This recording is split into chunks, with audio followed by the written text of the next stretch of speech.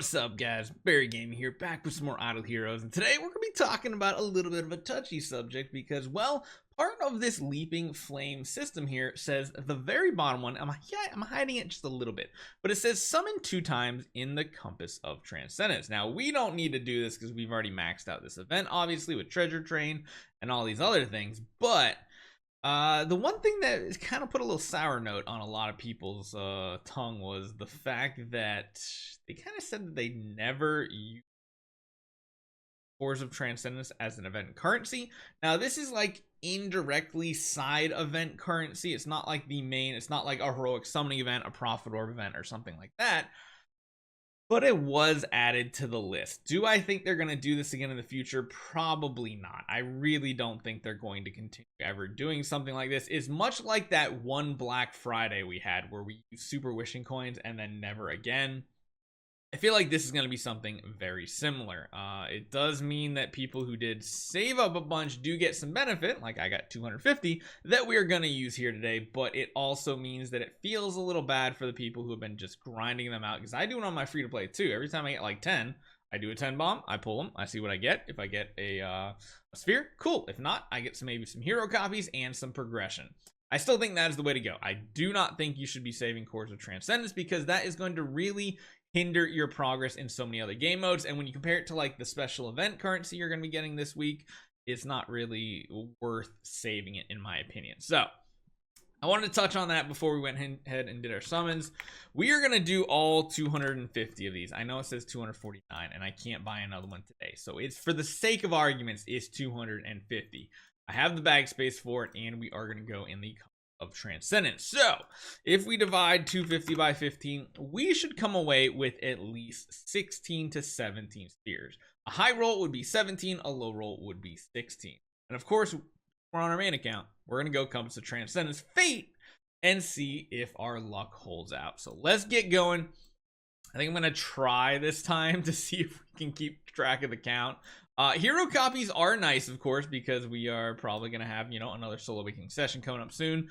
This is an absolute horrible start. If you don't see at least 1 sphere in every 2 summons, you're kind of having bad luck. If you don't see it in 4 summons like this, you just feel absolutely horrible.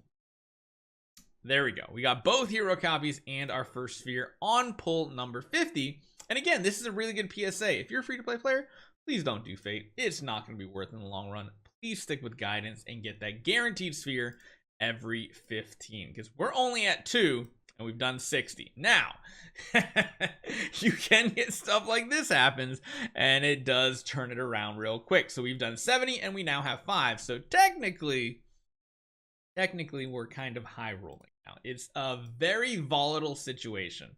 The only time I would say go in on Fate is if you have an absolute ton of them to do in one go, like us, because then you getting these whiffs don't feel as bad. If you have 30 and you whiff on all 3 of them, that's going to feel like you've just ruined your account progress. And again, we've hit a lot of these in a row where we are getting absolutely nothing. Not a hero copy, and certainly not those spheres. However, the more you miss, the more you need to get it on every pull or multiples in a pull. Like this, even getting it 1 every pull is technically 5 early, so that is a nice feeling to have. But yeah, if you do go too many and you completely whiff, you're gonna feel like it's the end of the world for your account, because that just kills progression. It is nice high rolling and seeing multiples. If you're on free to play and you only have 2 of them, that is a very nice feeling, but it's not worth it unless you get lucky. And I'm talking really, really lucky. I've completely lost track of our account, so we're going to have to see how many we have at the end. So we did have a lot of whiffs, like 3 to 4 summons in a row, but getting these back-to-back multiples is what kind of evens out the average. And might even put us into the positive. I know you guys love watching these and then seeing that I super high rolled, and then you're like, you know what? I'm going to do the same thing Barry did right here. Probably don't. This is not an example of what an average player account can do on average. This is what you expect to see as a free-to-play. Just be warned, this Fate is not a smart play. Now, I do feel like we're probably at a pretty good rate of spheres, especially hitting that double right there. I think we're actually going to be high rolling on the event. I think we're only going to stop at 240. Okay, this is not a good PSA for the topic I'm talking about, because this is a lot of spheres we're getting towards the end. And that's why I said doing Fate is fine if you have a big grouping, because even if you go 6 in a row like we basically did in the beginning without a single sphere, we end the last 50, 60 with like 10.